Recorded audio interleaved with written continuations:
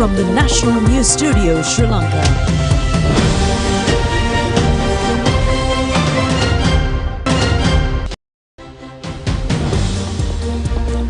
Good evening and welcome to the National News broadcast, bringing to you live from the National News Studios here at the ChannelEye Rupavahini Corporation. We're ready to bring you the top stories here at home and around the world. I'm Charita Binapurarachi. And I'm Anjali Ananda. These are the top stories making headlines for tonight.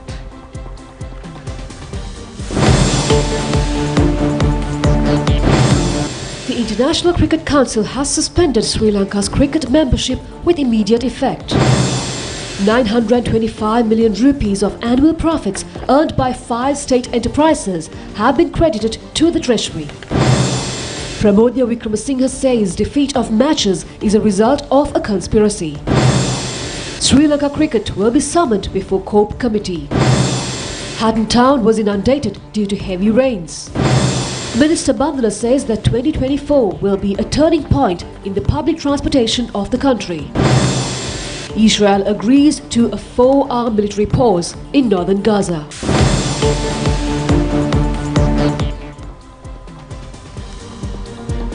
On to those and other stories in detail now, and starting off with the top story. The International Cricket Council Board has suspended Sri Lanka cricket membership of ICC with immediate effect, and this was announced by the ICC in a press release published in their website a short while ago. The ICC board met today and determined that the Sri Lanka cricket is in a serious breach of its obligations as a member, in particular the requirement to manage its affairs autonomously and ensure that there is no government interference in the governance, regulations and/or administration of cricket in Sri Lanka. The consideration of the suspension will be decided by the ICC board in due course. Now, the State Ministry of Primary Industries granted the annual profit of 5 institutions that come under the ministry today. Accordingly, a sum of 925 billion rupees was symbolically handed over to the President Ranil Wickramasinghe at the Presidential Secretariat this morning. The National Gem and Jewellery Authority has earned a profit of 350 million rupees. Lanka Phosphate Limited has earned 300 million rupees. The BCC Company 100 million rupees and the National Salt Company 100 million rupees, and Sri Lanka Cement Corporation has earned 75 million rupees as annual profits. These profits were granted to the Treasury at a ceremony graced by State Minister Chamala Sampath Dasnaika and the top officials of the relevant 5 state-owned enterprises. මේ සංස්ථාව සමාගම් වලින් ඒ වැඩ කටයුතු සිදු වෙලා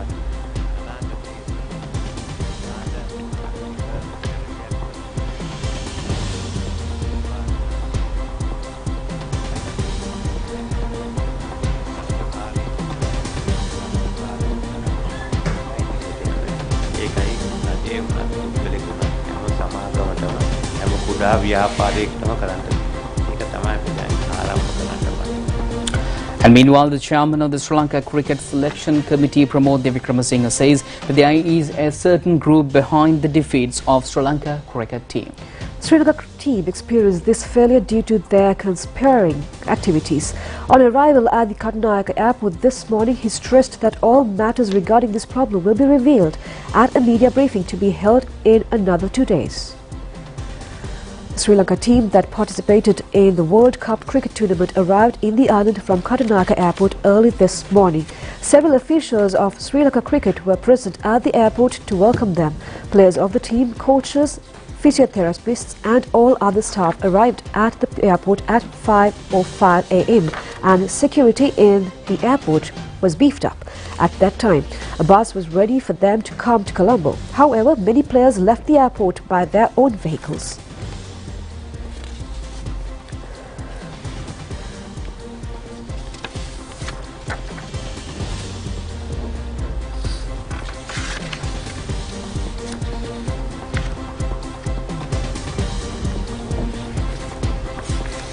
Chairman of the Sri Lanka Cricket Selection Committee, Pramodya Wickramasinghe, has said that he accepts the responsibility of the failure of the team.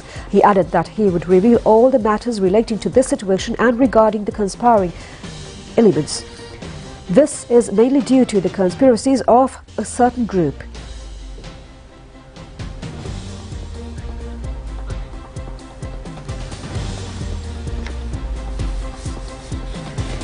Skipper of Sri Lanka cricket team Kusal Mendis said that players extended their support to the utmost during this tournament. The team is unable to control winning or loss in matches. To win, there should be skills in batting, bowling and fielding and team spirit.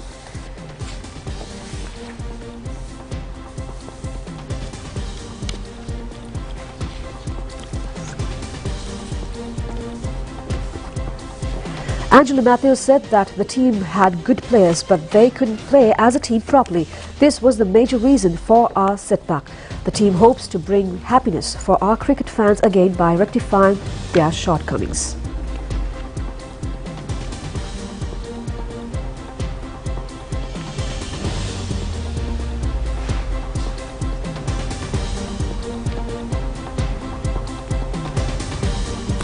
And meanwhile, the Sri Lanka cricket has been called upon the COP committee at 2 p.m. on the 14th of this month.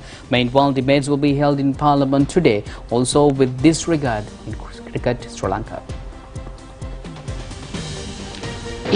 Opposition leader Sajith Premadasa said that a corrupted group got together yesterday and said that they would call on Mr. Shah in India and would impose an international ban to Sri Lanka cricket team within 48 to 72 hours. What action that take the 225 members in parliament in this connection? මෙතුමා අනේ පව් අසරීප වෙලා ඉන්නේ මෙතුමට ඉක්මන් සුවය ප්‍රාර්ථනා කරනවා.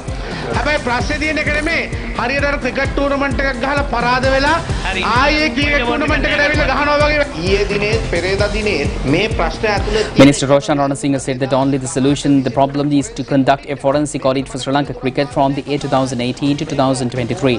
No one pointed out this matter.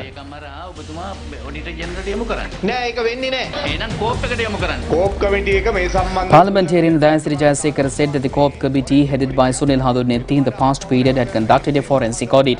If we want to make a change, we can do it after consulting the COP committee and the secretary.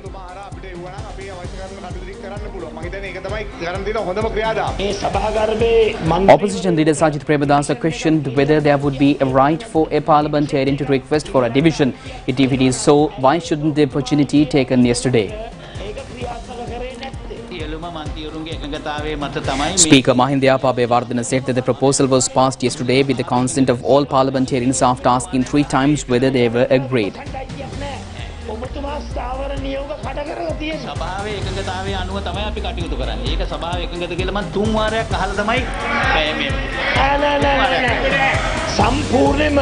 ඔබතුමාට වැරදි. නමුත් මට හරි සභාව එකඟ නම් එච්චරයි මට. කවුරු හරි മന്ത്രിවරයෙක් යම් යෝජනාවක් Parliamentarian Anur Kumar Dissanayake said that unless the parliamentarians disagree, the speaker should give opportunity for a vote. The speaker should also consider such a request. In this cricket debate, Prasanna Ranatunga and Prashant Ranasinghe submitted false information. On the other hand, no vote was held at that time. If there was a vote, we would stay in the house. The sports minister alleged that there are 10 to 15 parliamentarians who take benefits from the cricket board. If the chief opposition whip had expected a vote, he would have informed us. ඔබතුමා කියු හිතුවා නම් ඒ 15 දෙනා එල්දරව් කර ගැනීම සඳහා ඡන්දයක් ගන්න ඕන කියලා අපේක්ෂා කරා නම් හැබැයි විපක්ෂ සංවිධායකයට අපට දැනුම් දීමක් කළ යුතු තිබුණා. මම 3 line whip එකක් ඇල්ලලා Parliamentarian Lakshman Kiriyala said that he has sent a 3-line whip to inform the parliamentarians. Minister Prasanna Ranatunga said that they had tried to point out that they have not supported to form any government in the country. However, they first had a deal with Chandrika Kumartunga and then Mahinda Rajapaksha. During the Madam Chandrika's period, they had even engaged in protest march with Arjuna Ranatunga. They had also taken ministerial posts in this regime. Now they seems to be unaware of all these harsh realities. Mahinda මහත්තයත් එක්ක deal එක දාලා පුතාව දාගත්ත ශ්‍රී Lankan එකට. ඒකත් දුක් මම වරද්දක් හැටියට දකින්නේ නැහැ. බොරු කියන්න එපා මෙතෙන්ට ඇවිල්ලා. ඔබතුමාගේ දරුවා ගියේ මෙහි ලංකෙට. And meanwhile, President Ranil Wickremesinghe highlighted the country's intent to foster economic collaboration with India and other international partners, along with the efforts to enhance with the team European Union. And he made these remarks at the annual graduation ceremony of the Bandaranaike Centre for International Studies held in Colombo today. At the ceremony held in BMICH, a total of 390 students who successfully completed their studies across various academic levels, including international relations certificates, diplomas, advanced diplomas and postgraduate courses, were conferred with certificates. Additionally, commendable students who demonstrated outstanding academic performance during the years 2020, 2021, 2022 and 2023 were honoured with both certificates and gifts.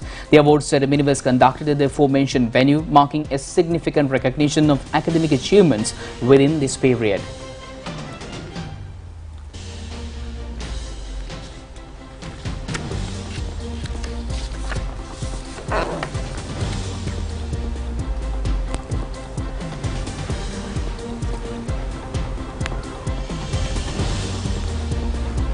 Our golden age may have been from the time of Mr. D.S. Sennaika on to the time of Sir John Kothalavala and then to Mrs. Bandaranaika, where we played an active role in the international scene. Then we were beginning from about mid-1980s.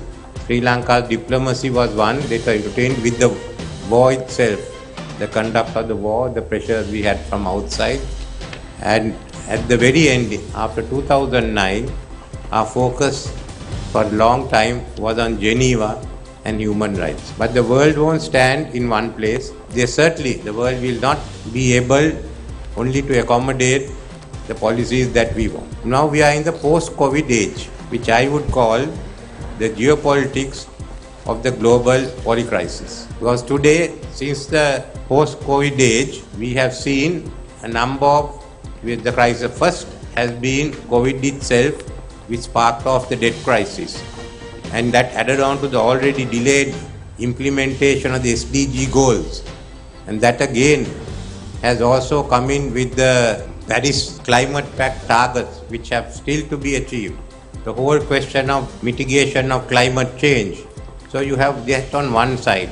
Then the question of trade is the other issue that we have. Finally, through this, we have the main issues of the US-China rivalry, which goes through both the heightened tensions with China, the Ukraine war, and now the Gaza war. It's in this it's in the background that we have to formulate our foreign policy. And another thread that goes through all these issues is the growing disenchantment of the South with the North, with the developed North. So these are the issues in which we have to function, in which we have to form policy. It's quite different from a Cold War. It's a number of Cold Wars and a few hot wars going together. And how do we control it? We believe that foreign policy is not simply maintaining good relations with other countries and with the international community. Foreign policy, rather, must situate a country in its relevant niche on the global arena, having identified its needs, its strengths and weaknesses in the context of its chosen vision. Let us never forget that our most precious asset is our strategic location in the Indian Ocean. We were conquered and colonized for 500 years, not for our precious gems, nor our ivory and spices, nor even the smiling faces of our people. We offered, then as we do now, the best landing and anchoring spot between the West and East in the Indian Ocean for the powerful nations of the old world at that time. In their quest to conquer the world for riches, Sri Lanka was a valuable outpost, a strategic location where they could situate themselves in the Indian Ocean. Indeed, they didn't forget to help themselves to our national resources. But the major reason for their invasions was our strategic location. Today, the big powers still wish to dominate us and to gain strategic control of the Indian Ocean. Only the methodology employed differs today. Today it is called not conquest but credit, granting of credit, loans on easy terms, terms that are so easy by the way that they end up by strangling us economically. It is also called development investment, but here I must hasten to add that there are two types of development investments coming from foreign shores. One, which is benevolent, generous, helping us to find credit to develop facilities in our country, to develop our economy. There is another type of so-called investment, foreign investment, that comes in to give us whatever amount, sums of money we demand or we request on very high interest rates to develop anything and everything which is often not required by the country. That is one of the reasons for the economic bankruptcy of our country presently. So, all this to say that conquest, or the modern form of conquest through finance, is practiced vis-a-vis us in Sri Lanka, mainly because of our strategic location, of our geographic position in the Indian Ocean. Foreign policy must take this into very serious account, and all our foreign policy options, I believe, must be designed accordingly.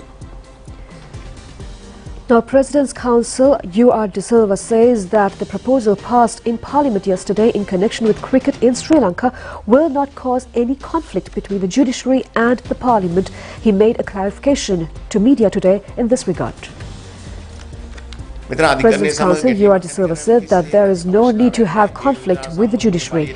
Although the proposal was passed in Parliament, the judiciary is not bound to it if any party is not satisfied with the decisions ruled by the courts. The next step is to appeal before the Supreme Court. If the appeal court accepts that any of its decisions is made under misunderstanding of facts, it has the power to nullify its decision.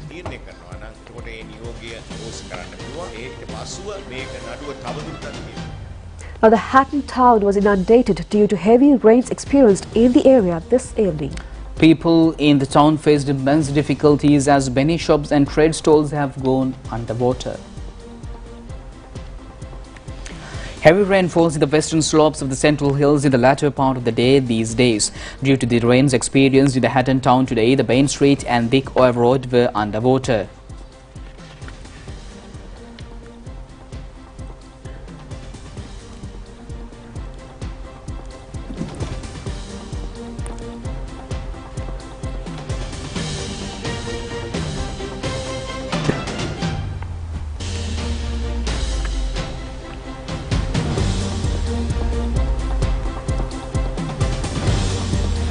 Upper and medium catchment areas of the Dadru-Oy River experienced heavy rains yesterday. Engineer in charge of the Dadru-Oy Reservoir, Sampath Samarjeeva, said that all 8 sluice gates of the reservoir will be opened this morning, releasing 17,000 cubic feet of water per second to the lower Dadru-Oy. The Irrigation Department therefore requested the public living in the lower basin of Dadru-Oy to be vigilant over sudden floods.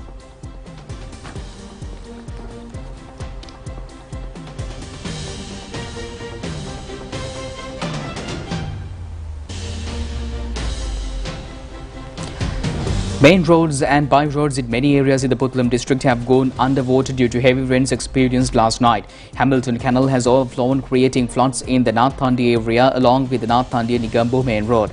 Maravilla town along with the Puttalam-Colombo main road was also inundated, causing difficulties to motor transport. The Met Department says that many areas in the island will have showers or thunder showers during the next 24 hours. Over 50 millimeters of rain will be experienced in the western, central, Sabaragamuwa, northwestern and Uva provinces. Rains will occur in the northern and eastern provinces during this morning.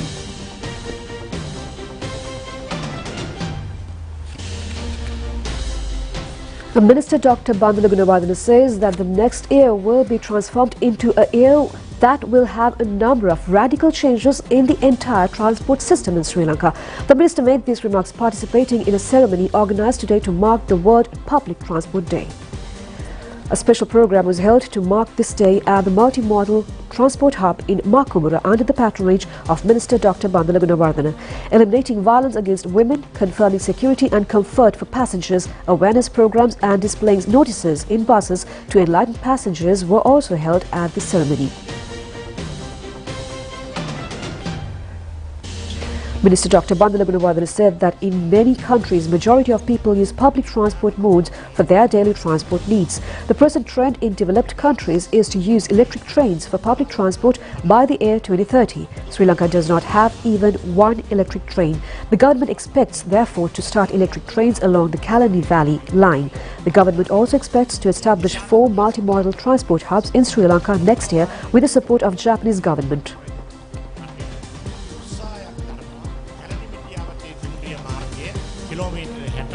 රස්සාවෙල්ලේ සිට කොළඹට කෙසේ හෝ විදුලි දුම්රියක් බවට පරිවර්තනය වෙනවා. ඒ වගේම පොදු ප්‍රවාහනය සඳහා ඉතා වැදගත් මෙවැනි බහුවිධ ප්‍රවාහන මධ්‍යස්ථාන එකයි ලංකාවටම දැනට ක්‍රියාත්මක වෙන්නේ. ජපාන් සහයෝගීතාවයේ යටතේ අපි බලාපොරොත්තු වෙනවා 2024 වර්ෂය තුලදී අවම වශයෙන් බහුවිධ ප්‍රවාහන මධ්‍යස්ථාන.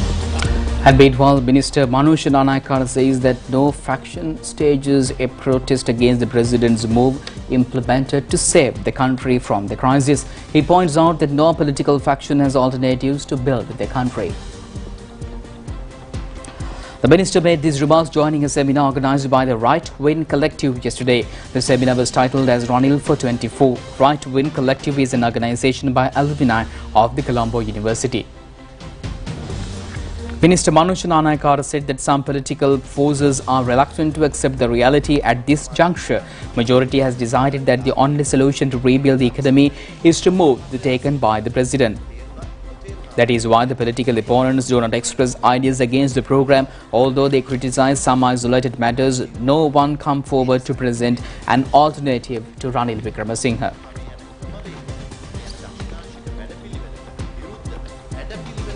On to more local stories, and the amended bill of local government elections was passed in Parliament without a vote today. This drafted bill was brought as a private proposal by parliamentarian attorney at law Premnath C. Dolavatta, and several politicians representing both the ruling and opposition parties extended their views over this bill. Parliamentarian Lakshman Kiriyala said that parliamentarian Ibitias Bakir Marker has submitted a bill in this connection earlier. After 6 months copying that bill, parliamentarian Premnath C. Dolavatta also presented a bill. How was the subsequent bill given priority in the House? Opposition leader Sajid Premadasa said that he needs the opportunity to submit these matters in more clarified manner. Under the standing orders, you can take a clear decision.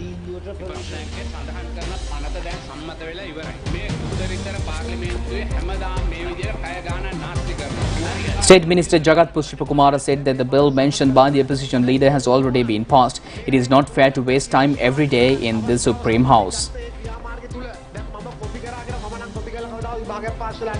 Copy කරලා ඉන්නේ ඔය පැත්තේ. ඔබතුමාට බාධා කරන්න කිසිම කමිටුවකට බෑ. මේක බිස්නස් කමිටුවේ තීරණය කළා අපි ගත්ත තීරණයක්. දැන් මේ පනත සම්මත වෙලා ඉවරයි. හැබැයි මම එක දෙයක් කියනවා මේක මේ රටේ තරුණ යුනියන් අපි කරපු දෙයක්. එතුමා කැමති නම් ගෞරවය අපි එක්කම එකහුවලා කරගෙන මේක ප්‍රශ්නයක් නෑ. මට මේ මුළු පාර්ලිමේන්තුව තුල ඡන්දේ කල් දාගන්න මේ Parliamentarian Premnath C. Dolavatta said that the relevant bill has already been passed. However, no committee can disrupt the provisions taken up by the bill to grant 25% of quota to youth. The decision has been taken by the Business Committee for the well-being of the youth in the country. Parliamentarian Lakshman Kiriyala said that they have expected the relevant bills would be taken into debate after the point of order. However, without a debate, these bills have been secretly passed.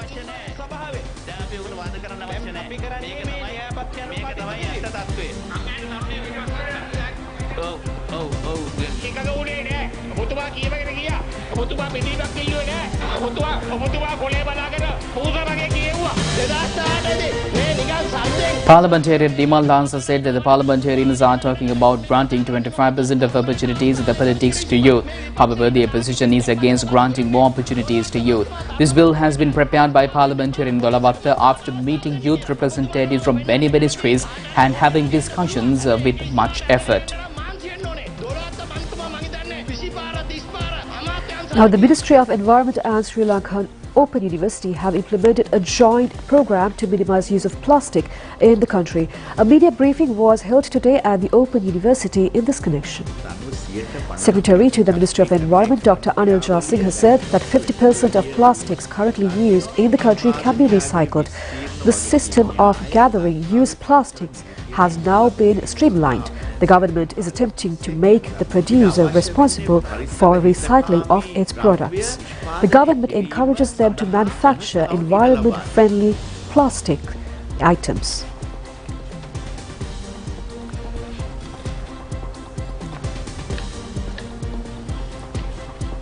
And now let's move on to some more local news items in brief. An international level summit on prevention of accidents was launched in Colombo today. The aim of this summit is to prevent increasing deaths by accidents. Over 180 doctors from 6 countries were present at this summit. This type of a summit was organized in Sri Lanka for the first time. The 2-day summit ends tomorrow. Presidential Chief of Staff Sagara Ratnayaka and many others were present at this occasion.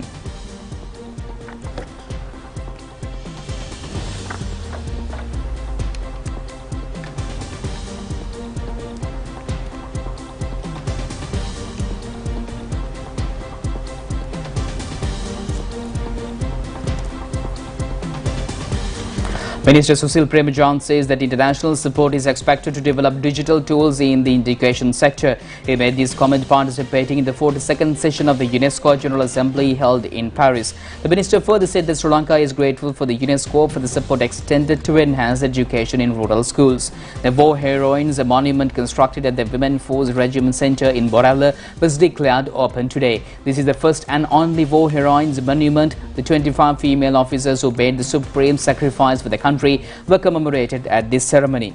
Issuing water from the Binariya tank for the paddy cultivations in the Maha season started today. Under the Binariya movement water bill, we issued the 22,475 acres of cultivation. 7 houses of the Alpatagama Sri Sobhita Nayakathera village were handed over to 7 low-income families of the village yesterday. The housing scheme is being constructed under Indian financial grants. The completed houses were handed over to the relevant families to mark the 8th anniversary of Venerable Madhuruvabe Sobhita Nayakathera. The new computer lab of the Nalanda College in Colombo was declared open today. All Nalandian Sean Halabam, who lived in America, has donated financial support for this purpose. Principal UD Iran Champika and many teachers, parents and students were present at this occasion. We'll be back with international news after this break.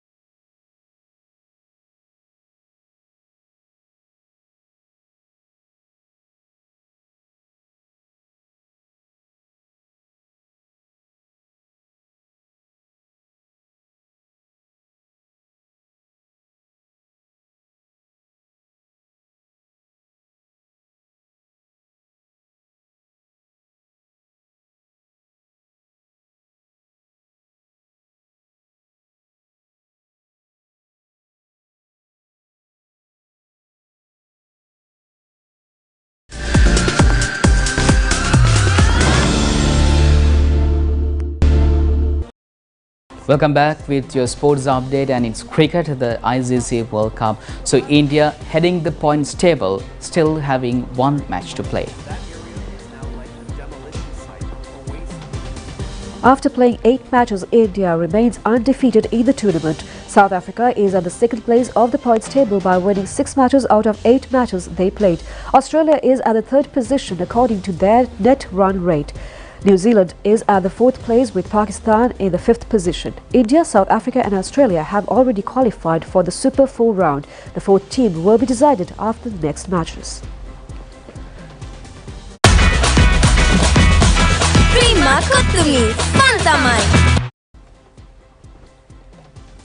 And that's it on tonight's news. Do just tomorrow, the very same time. I'm Charita signing off with Dulanjali. Stay safe. Good night.